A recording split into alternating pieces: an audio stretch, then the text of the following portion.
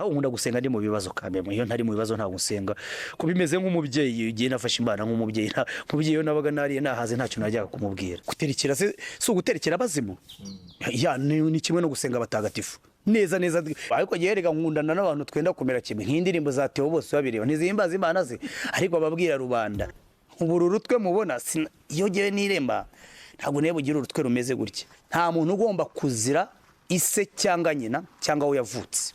Ese ubundi giye pfuye nk'ufite imyaka 40 pfuye, undi akazapfa mu myaka 100, yabuze upfa mu myaka 100, uziko nabyo nubwo tubishaka, uziko utongere ukuteze ugenda ukongera ukaba nk'umwana. Hari indirimbo y'abadive yitwa babagabo, yitwa Sugar Mami cyangwa Sugar Daddy, ivuga ukuntu ngo ibintu bizaba bimeze. Iriya yo n'ubuhanuzi neza neza ngo abagabo bazaba bapima ibiro 20. Nimumfashe dushimire babahanga Relax Life Center. Muri uru rugo n'uwazahaye hava ari injege, bamukorera isuzuma rusange bakareba imikorere y'umubiri, maze abazahajwe na amibe, igifu, umwijima, indwara z'ubuhumekero, ibibazo byo kutuzuza inshingano z'abashakanye, indwara z'imitsi n'izindi, bakazibamururaho bakoresheje inyongeramirire n'ubundi buhanga nka reflexology massage yongera ubwirinzi bw'umubiri, ikarinda na stress. Bagukorera imbonerahamwe y'imirire ijyanye n'ikibazo ufite, maze mbere yo kugusezerera ukongera ugakorerwa isuzumwa rusange kugira ngo utahe ntacyo utaka. Uvuye kuri gare ya Kimironko utaragera ku rusengero rwa Foursquare Gospel Church, urabona icyapa cy'ikigo Relax Life Center. Telefone ni 0788 iyi nimero iri no kuri WhatsApp. Karasira, ukunda gutanga reference cyane ku bintu by'Imana, Yesu, Bibiliya. Ntabwo ndibugaruke wenda nkubaze niba ubyemera, ufite wenda ibisubizo wagiye utanga bitandukanye, ariko ujya ugera igihe gusenga biba mu buryo bwinshi.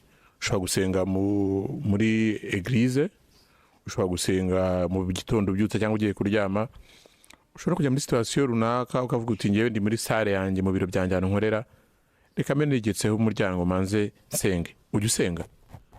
Ngewe ndasenga ko nemera Imana kuko nta n'umuntu erega, ariko ngewe sinemera ko ari n'umuntu utemera Imana. Huriya ntabo, ahubwo kutemera Imana bijyana nuko umwe yemera n'undi ntaye, akayemera ukwe. Waye kwemera Imana ya gihanga ugomba kunyura kuri ryangombo ukabandwa. Uriya wemera Yesu Kristo ukanyura ku batagatifu be ukambaza intumwa ze ntimuhuze. Ariko iyo uvutse hari ibintu ubona bikweshapa nk'iki bita sanzure, iyi mibumbe ihari, ahubwo aho ni hejuru ukuntu amaforce hari architecture, hari uburyo byubatse neza kabisa, kimwe ntikigwe ku kindi, bitabona yuko hari umuremyi cyangwa hari ingufu zaremye ibyo.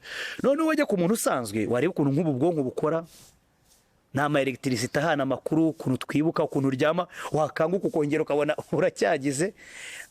Nge teka niyo ndi gusenga aravuga Mana ushobora byose umfashe muri ibi. Aho nkunda gusenga ndi mu bibazo kameme, iyo ntari mu bibazo ntabwo nsenga, ko bimeze nk'umubyeyi igihe nafashe Imana nk'umubyeyi, umubyeyi yo nabaga nariye nahaze ntacyo najyaga kumubwira. Ariko kandi nirirwa mu bibazo, urumva niba navugiye ko umuntu yirirwa mu depression, twebwe ibyo bya depression rimwe tuzabiganira. Ubu uri muri souffrance ya buri gihe, ni nabyo mpamvu bavuga kwiyahura. Igihe ntabwo bamfite, ahubwo usanga utarize ibintu byo mu mitekerereze n'utabyumva, fete umunsi wose uba ari mubi. Umuntu ukomanze wese uramwikanga, nkunzira ugenda ubona ibintu ukora ama interpretation yawe, gusa ntabwo uri umusazi. Abasazi bo abo twita abasazi bo ntibinabaho, byo babirahari, ni partie indi bita psychique. Ujya utangira gutandukana na reality. Gutandukana na reality ni ibi harimo nk'izo bita schizophrenie, n'ubusa. Afite ugira nk'ibyo bita hallucination, wumva ibintu ari bayita audio, hallucination visuelle, urareba ari izo audio ukumva, ushobora no kumva ibintu biri kugufata ukishimashima, bari bubone batora amashasha bari mu isi. Kandi noneho abantu wenda bajya bavuga umuntu uri umusazi batazana kubeshya, uzwa buri abasazi iyi se twese turabasazi, ariko umusazi n'ufite realite yitandukanye n'iya benshi bahuje. Uriya none uri muzima ukajyamo, witwa kuri muzima ukajya mu basazi benshi, babona uri ari we musazi urumva. So ibyo bintu rero iyo uba mu bibazo nk'ibyo ukaba uri umuntu wa mugani umeze nkanjye wifitiye ubumuga n'ubwo wafite ubwo bwawe ukanavuga ukavuga utejeje wundi bizankoraho ukabona abisi ukunda ukuri wenda bamwe muri bo barabibona nabi hari abantera ubwoba buri gihe ugomba gusenga urasenga pe Imana ndayisenga buri gihe ndetse ngiye kuryama ikintu kirakoma Imana afasha ariko icyo navuga ntabwo nkunda kuvuga ngo Imana y'i Yerusalemu Imana ishobora byose kuko naba ngiye no kuyipfobya nta Mana y'i Yerusalemu ni y'isi yose ni Rwanda irahari na Yerusalemu irahari ni iki ubwo nana profitiraho narabivuze ariko abantu ntibabyumva hari umuntu abibwiye ntibabyumva neza menya barabikase ntimuzabikate navuze ko abantu bagomba kungira inama n'abantu inama ndazikunda ariko nabo nzajya nzisaba kuko kenshi harimo ibintu mbona ntazi ngomba nkawe kuza kubaza mu banyamakuru itangazamakuru nk'iri bimeze gute se journalisme d'investigation izo ni notion ntazi kuko nanyo bambaza ibintu bya ICT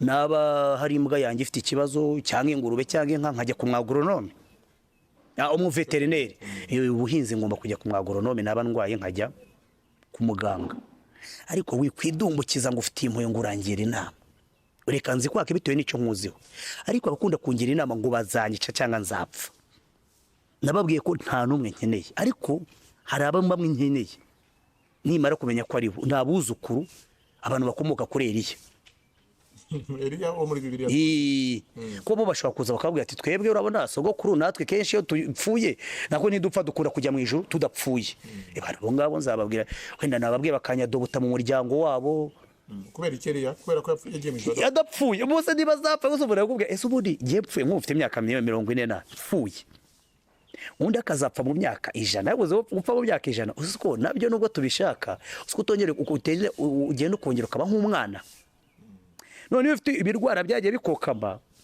uba nk'akana uba winyarira uba utareba neza keretse wabyeyi abana bakagira maze rero Ronald Reagan igihe ukuntu yapfuye afite 90 yarwaye indwara yo kwibagirwa ku buryo yibagiwe umugore perezida wa Amerika wakinaga na filime abantu bavuza ngo abantu b'abastari cyangwa b'abartiste ntibaba perezida yakinaga filime Ronald Reagan urumva nuko ibintu biba bimeze ntago Eliya nyine niwe utara araho ubundi igihe cyose upfira tuvuge nka Rukara urabona ko yapfuye mu gihe cy'abazungu ese umuntu wanganaga na Rukara warambye ariko nawe ejo bundi wapfuye ubukandukanye tugiye kubareba bose barapfuye ni ikibazo cy'igihe wenda Rukara yaniruhukiye ibibazo uwasigara byivurugutamo gusa agenda yemera ko iyo umuntu apfuye aruhuka iyo umuntu apfuye araruhuka ndumva ari ako ngako sinzi ikindi wenda umuntu yavuga ku bijyanye n'imyemerere no gusenga uvuga iki ku bantu bajya mu bintu guterekera ubupfumu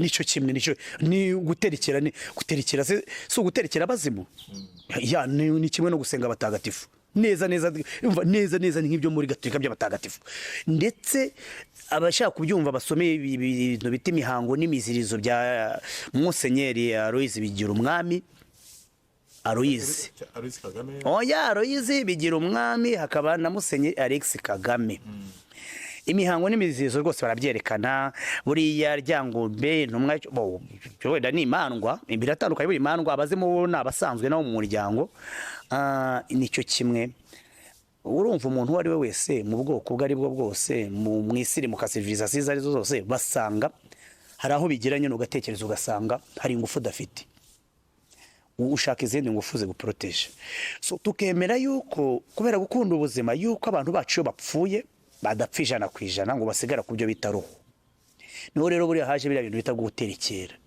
guterekera usanga ibyo by'ubuhagiro bagira batera indabyo neza nuko gusa bisa nkaho birimo umwanda ibya kizungu ko byahereye mu bantu bari civilize padiri ububani ni nko kuka amazi y'umugisha ari amazi koko fite ni mu mutwe iyo bihaye agaciro birakora kuravuga uti igiye kwambaza hari abatagatifu wataye nk'ibintu kwibagirwa Antoine de Padua agenda buri abatagatifu bavuze bose nari mbaze ko twajyaga mu misa tukamenya abatagatifu bose nyine tuyi mu rugo nkibana no mu rugo nkiri umwana mutoya warerewe mu bakristo Gatolika ariko ubu nyine nageze aho mbivamo ko nasanze nta ni deception nasanze nta hari igihe umuntu yumva nk'indirimbo akavuga ati indirimbo ngewe Esther mbonye iramfasha, indirimbo y'Imana ntabwo cyahise indirimbo zihimbaza Imana, ntabwo ujya ugira wenda wumve nk'indirimbo zihimbaza Imana. zirahari kwanza indirimbo, ariko giherega nkundana n'abantu twenda kumera kimwe, nk'indirimbo za Theo bose babireba ntizihimbaza Imana ze, ariko bababwira rubanda hari indirimbo bita mu buzima bw'umuntu, iyo si y'Imana ariko iramfashe ya Masabo Nyangezi. Hari n'indirimbo bita Imana noneho, iyo ya Masabo Nyangezi niyo imfasha kabisa. Iyo ni nziza. Bonema indirimbo zifasha, nkemera yuko mu muziki wo mu Rwanda uvuye makorari nizo zigerageza, amakorari aririmba neza. Mu ndirimbo se nk'iza Theo ukunda, uravuze uti nkunda abantu tumeze kimwe baririmba ibintu nk'ibyo. Hari n'uwitwa Titus, hari nawe uvuga ngo ni nyinshi. Hari indirimbo y'abadive yitwa babagabo, yitwa Sugar Mami cyangwa Sugar Daddy, ivuga ukuntu ngo ibintu bizaba bimeze. Iriya yo n'ubuhanuzi neza neza, ngo abagabo bazaba bapima ibiro 20, ngo iby'ibitoki by'inuza, ibi byamya kijyambere by'inganda, afite babiri ku isi zaye nipfaga kingirizo neza neza. Iyo ndayikunda ni y'Imana. Iragira ngo ari hafi ubwamagiye kuza, ariko iyo nayo hari iyo kwayo. Iyo ndirimbo iranshimisha y'abadive.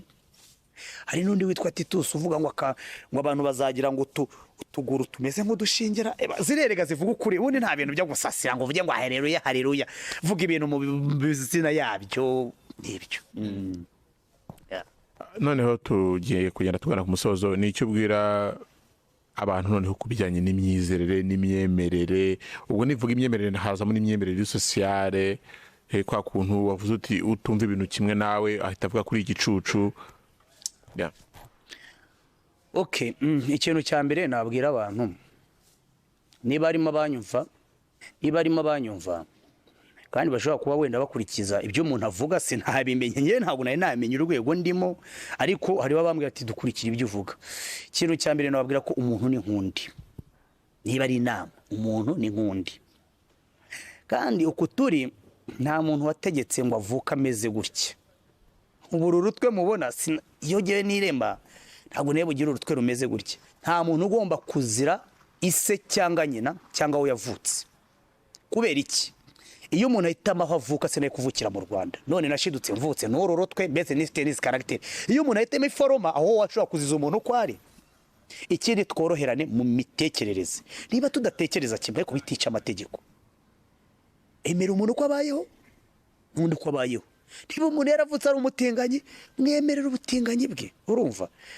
Uroroha ukiyoroshya, nubwo waba ufite ibyo bibazo byose bidepressive n'agahinda. Ngo ngere n'inama abantu bafite agahinda, benshi baca ku ruhande bakambwira ati utuvugira ibintu, ni ukuri mujye mwiyoroshya kandi ntuduheranwe n'amateka. Gusa biranga abantu, ntimuzagacira abandi urubanza ngo kana kameze gutya kana kameze gutya. Harimo ibintu bijyanga kwivanamo. Niba giye narahemukiwe n'umuntu, nkavuka nkabona umuntu umemukiye n'inzobe, ni nk'urugero, ntabwo byava muri subconscious, muzabona n'umwana we w'inzobe numve ko dufitanye ikibazo, ariko ntabwo aba ari we.